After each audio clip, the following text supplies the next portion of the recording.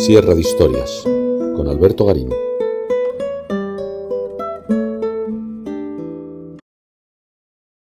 Cuando pensamos en la creación artística, tenemos siempre la sensación de que el creador es un artista encerrado en su taller que trata de esperar que las musas le lleguen y le iluminen para hacer esa creación. Y sin embargo, la manifestación más habitual del arte, la manifestación más habitual de forma artística, de lo que podemos entender como estética multitudinariamente reconocida, es la que se realiza a través de documentos oficiales como puedan ser el dinero, la manera de representar las figuras en las monedas, en el mundo antiguo y en los billetes cuando aparecen estos ya desde época medieval, o si estamos hablando de tiempos muy recientes, por ejemplo, en los sellos postales.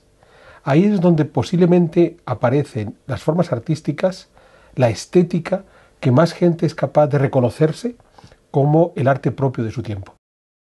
El 22 de marzo de 1960, el Congreso de la República de Guatemala nombró a Tecún Umán héroe nacional de este país centroamericano. Tecún había sido uno de los caudillos quichés que se había enfrentado en febrero de 1524 a las huestes de españoles y mexicas que, lideradas por Pedro Alvarado, habían invadido el territorio del actual Guatemala. Tecún fue derrotado y muerto por el propio Alvarado. El relato de su muerte quedó consignado en algunas crónicas indígenas del siglo XVI y de allí fue recuperado por los historiadores del siglo XIX hasta que en ese 1960 pasó de ser un personaje menor de la historia guatemalteca a su héroe nacional por antonomasia. En las siguientes décadas, cientos de adolescentes habrían de desfilar frente a las estatuas levantadas a Tecún. Entre las más conocidas están la escultura hecha por González Goyri en 1964 en la capital y que hoy está semi-escondida en una cuchilla del Boulevard Liberación, y las 5 estatuas en bronce que hizo Rodolfo Galeotti Torres a partir de 1970 y que se encuentran repartidas por todo el país. Tanto Goyri como Galeotti hicieron uso de una solución iconográfica que habían puesto en boga los muralistas guatemaltecos, grupo al que ellos pertenecían en los años 1940 a 1950. Estamos hablando de Carlos Mérida, Grajeda Mena, Dagoberto Vázquez, Reina Lazo, entre otros. Estos artistas habían partido del estudio del arte precolombino y muy particularmente de las pinturas mayas de Bonampak, dadas a conocer a partir de 1946. Pero lo que de partida fue un revulsivo en la creatividad de los que por entonces eran unos jóvenes muralistas, muy pronto fue asumido por las autoridades de México y Guatemala como todo un símbolo de arte nacional, y esto llevó a favorecer y financiar la creación artística que recuperase esas formas mayas para los espacios públicos. Uno de los casos más conocidos son los murales del Centro Cívico de Ciudad de Guatemala. Ese lenguaje artístico se convirtió en marca propia del país. De ahí que cuando hubo de representarse al recién nombrado héroe nacional, tanto González Goyri como Galeotti Torres aprovechasen esa forma iconográfica precolombina.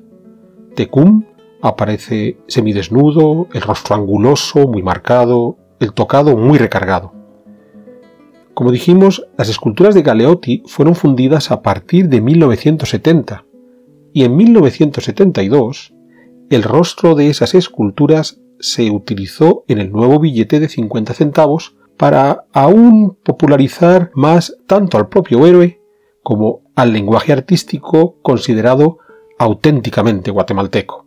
Lo llamativo es que junto al héroe se pintó una de las pirámides de la ciudad de Tikal. Poco importaba que entre esa pirámide de Tikal y Tecún hubiera casi 800 años de diferencia.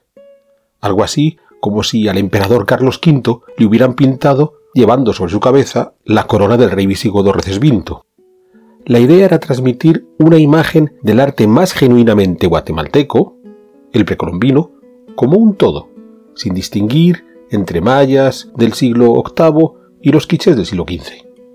En definitiva, un refrito al servicio de un discurso nacionalista. Desde esos años 1970 hasta su desaparición a comienzos del siglo XXI, el billete de 50 centavos fue uno de los más populares, de los más utilizados, de modo que el arte y el mensaje allí representado se impregnó en la retina de los guatemaltecos.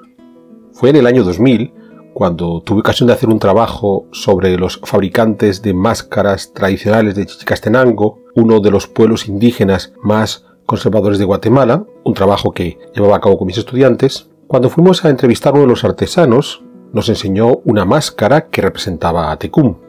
Le preguntamos que por qué sabía que aquel era el rostro del caudillo quiché. Perplejo ante nuestra cuestión, se limitó a respondernos, porque es igual que el rostro del billete de 50 centavos.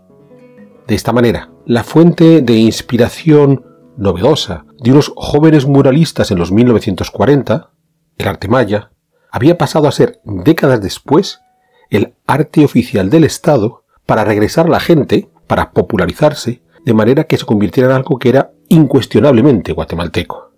Es decir, el Estado guatemalteco no se inventó un arte oficial. Lo que hizo fue saber aprovechar el estilo que se había puesto en boga, que había sido bien aceptado por el mercado, y se limitó a popularizarlo. Veamos otro ejemplo de esta adaptación, asunción de formas artísticas de vanguardia por parte del Estado.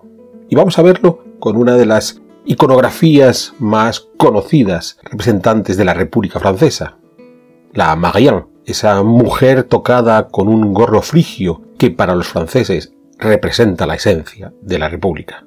Si tenemos en mente el cuadro de Delacroix de 1830, de la libertad guiando el pueblo, ya tenemos a una mujer tocada con un gorro frigio, pero aún no es la Marianne, es la libertad, no es la República. Pero es cierto que la iconografía de esa libertad guiando al pueblo es la que va a derivar pocos años después en la Marianne. Esto ocurriría con el establecimiento de la Segunda República a partir de la Revolución de 1848. Es en ese momento cuando la Marianne ya deviene el símbolo de la República Francesa y su uso se va a masificar en muchos documentos oficiales. Un claro ejemplo fue en los sellos postales, sobre todo en los de uso más común. Puesto que la Marianne era la República Francesa, cada carta que se franquease con un sello con la efigie de Marianne cantaba las glorias de esa república por doquier. Pero son efigies que fueron cambiando al hilo de los tiempos y adaptándose a las sucesivas modas artísticas. En el sello de Marianne de 1951 nos encontramos con una mujer con el rostro de frente, pero que mira altanera hacia el horizonte que queda a un lado. En ese año 1951, Francia se estaba reconstruyendo tras los años oscuros del gobierno de Vichy.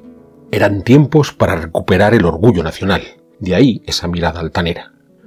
El sello de Marianne de 1960 ya nos muestra a una mujer de perfil, casi una escultura clásica, de mirada sosegada y sin el gorro frigio.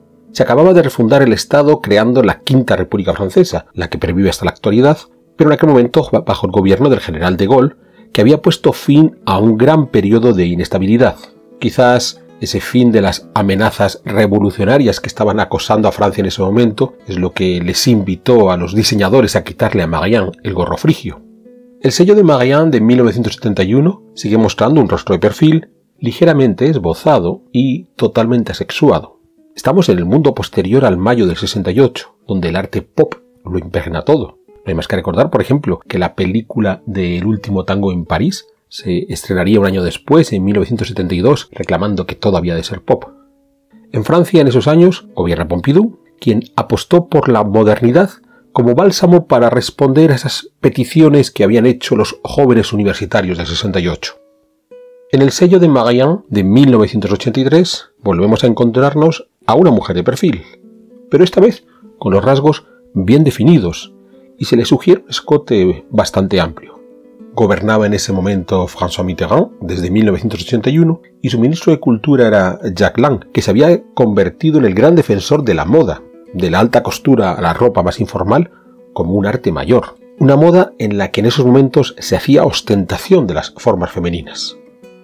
Esta feminidad había de cambiar en el sello de la Marianne de 1990, el último ejemplo que vamos a ver, en el que volvemos a encontrar a una mujer de frente, como había ocurrido 40 años atrás, pero donde el rostro queda desdibujado, casi robotizado. Es el tiempo en que se construyen en Francia los grandes ejemplos de la arquitectura high-tech que tanto le gustaban en ese momento al presidente Mitterrand. Se concluye, por ejemplo, la pirámide del Louvre en 1988, o la nueva ópera de la Bastilla y el Gran Arco de la Defensa en 1989. En ese espíritu de la alta tecnología, esa Marianne robotizada encajaba a la perfección. De nuevo, como en el caso de Guatemala con la figura de Tecún Umán, lo que vemos en esta utilización recurrente, pero puesta a la moda de la Magyar en Francia, no es la invención del estilo dominante por parte del Estado, sino la asunción por parte de ese Estado de las modas que estuvieran en boga en cada momento. No es la República Francesa la que se inventó la cultura pop, o la alta costura, o el high-tech. Todo eso ya existía. Pero el momento que deciden aprovecharlo es porque el mercado lo ha recibido bien, está siendo exitoso, y el Estado se apunta a esa marea de éxito para convertirlo en algo propio de ese Estado. Lo curioso es que la mayor parte de las veces son pequeños guiños que nos llegan sin realmente apercibirnos de ellos, porque nos los transmiten en estas soluciones tan cotidianas como puedan ser los sellos o los billetes. Pero lo llamativo es que al final terminamos por asumir esas formas artísticas como esencias propias del país que las está abanderando, sin ser realmente conscientes de que lo único que hizo el Estado fue apuntarse en cada momento a aquello que estaba de moda.